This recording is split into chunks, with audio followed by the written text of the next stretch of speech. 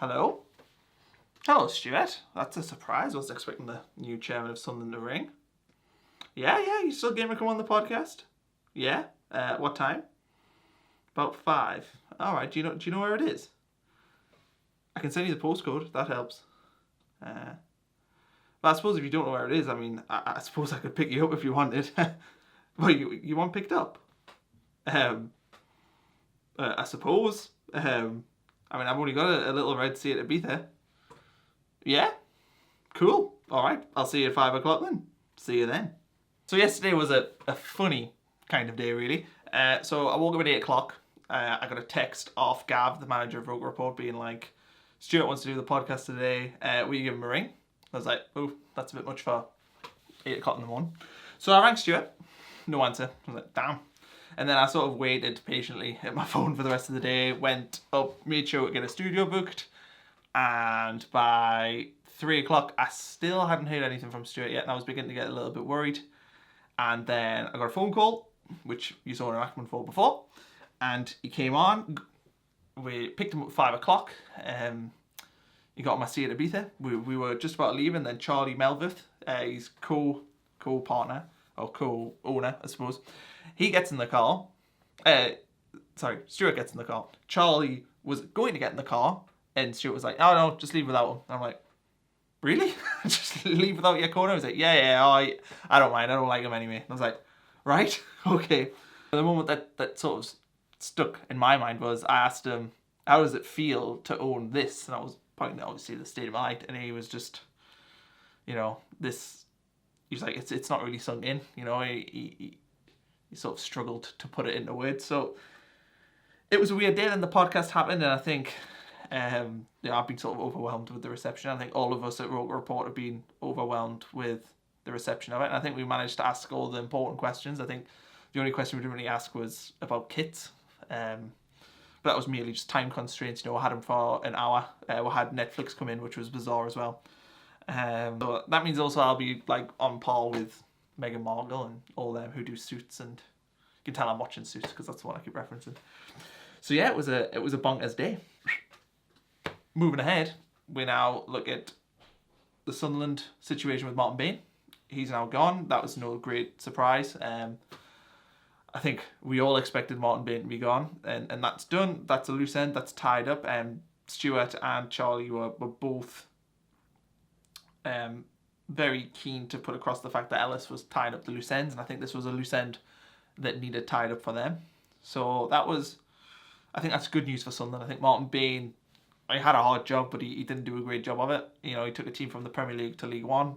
I don't care, about efficiency, restructuring a club, trying to make it financially okay. At the end of the day, he took a team that was in the Premier League and did well, but did well under Allardyce.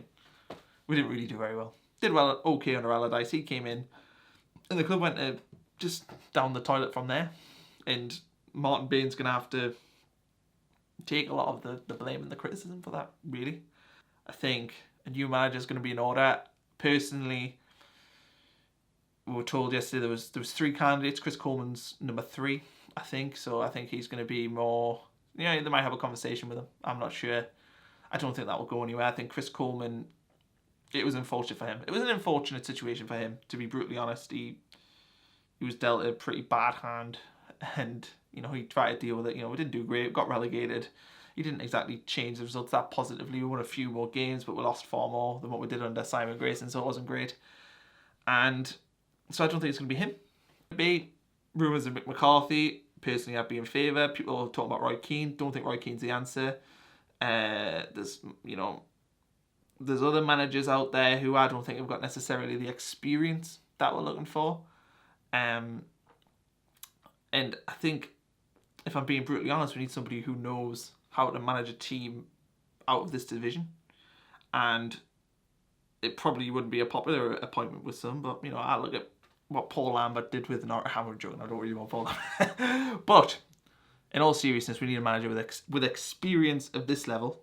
We need a club that's pulling together, and we need a manager that wants to be here, and that's exactly what Stuart Donald said. That's exactly what his co-partner said, and I believe them. I think I was sceptical to say the least, before, you know, with the whole takeover. There was questions of money, questions of how much they had.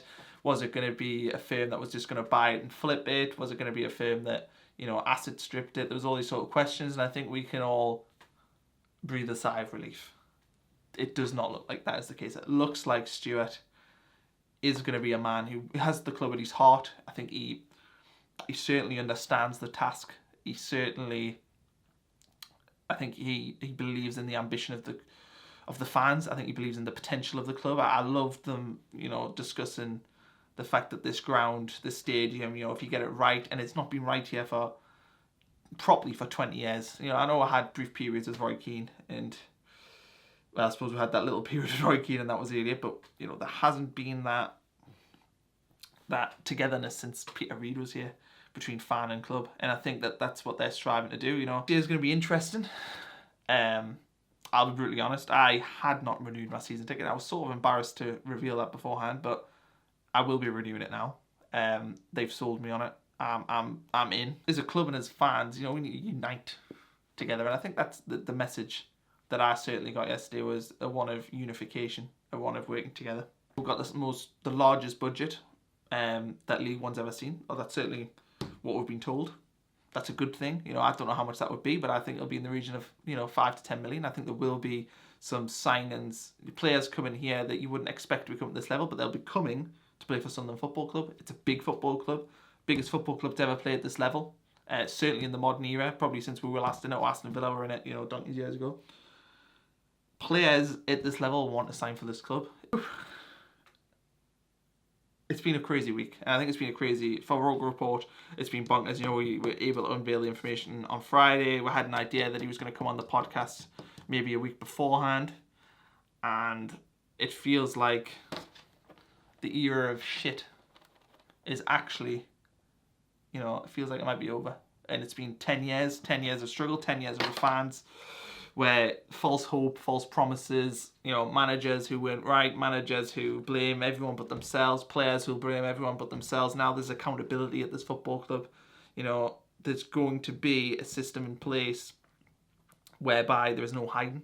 You know, we won't see players, you know, able to just pick up their paychecks. That's not what's going to be happening here. Be curious to see what happens with Jack Rodwell. I've got rid of the swear jar now because, you know, I don't deem it appropriate anymore. So Jack Rodwell, curious to see what happens there. Curious to see what happens with a lot of the younger players. For me, if the best signings we could have would be seeing, you know, McNair stay, to see Azoro stay, to see Honeyman stay, you know, see Gooch stay. They're going to be the most important signings because they're the building blocks, you know, the young building blocks of this club. You know, I like to see Elliot Embleton in. Very disappointed to see Tom Beadland go, but hopefully that's the last time we'll see a good young player leave like that. To wrap up, I think I'm going to be doing Roker Rapport TV a bit more like this. I don't really know. It might come across as shit, and if it is, feel free to tell us. I'm big enough and ugly enough to deal with that. But I think, you know, next season we're going to do some maybe post-game reviews, you know, try my best to get some reaction out afterwards. Sort of want to couple this with the podcast in a lot of ways where, you know, we maybe get some reaction from the games on the Saturday night or the Sunday, and then we're going to the podcast on the Monday or the Tuesday. And then if we've got a Tuesday game, we'll have to record one of these again on the Wednesday. And it'll be hectic, but it'll be fun. I'm looking forward to having a bit more time to, like, commit to Roker Report in regards to the multimedia side of things. So it should be good. I'll be curious to see what people's feedback is on this sort of video. I feel a bit awkward just sort of staring at the camera and just being me in the room, and it is weird. So we're gonna change the studio around as well. Maybe invest a little bit of money into production. I'm not saying my production's bad, but I think we need, you know, invest a little bit. But it's difficult because obviously we don't necessarily get the funding. And I think it'll be good next year. I'm looking forward to it. I'm looking forward to, you know, getting involved. Hopefully, Roker Report and, you know, other platforms as well. You know, I'd love to see I Love Supreme, you know, Wise Men Say and all them, you know, getting involved with it, because I think it's important. Fan forums and everything. I think it's important that we all sort of pull together. You know, I want to be able to see Stuart Donald, you know, getting out there and making sure that this is the norm and not an oddity that he's been so open. But everything I've seen so far, you know, he seems committed. Said he'll be coming on the Roker Report podcast within the next month, so we'll hopefully have him on in June. We can, talk about hopefully the new manager by then. Just spitballing, wouldn't it be great if we could get the new manager on? I'd be probably asking that question tentatively, but it'll be interesting to see. But I think, things seem far more optimistic than what they did, when we first started doing Roker Rapport TV months ago. And, to be honest, I think there's not been any optimism around this club for a while. Certainly not since Sam Allardyce left. And it's been difficult ever since, the club's, it's been dying. And I think we've got a bit of resuscitation now. And hopefully it's the beginning of a new era that isn't shit. And that's being brutally honest. So, let us know what you think in the comments. This video was sort of meant to just be a review of yesterday and sort of some of my thoughts afterwards. I mean, I listened to the podcast today in the car when I've been driving about the place. So, I feel that it was a strong interview, and we got a lot of good information out there from it. And, I'm optimistic, for the future of it. And, let us know what you think of this. If you, as I said before, if you think it's shit, let us know.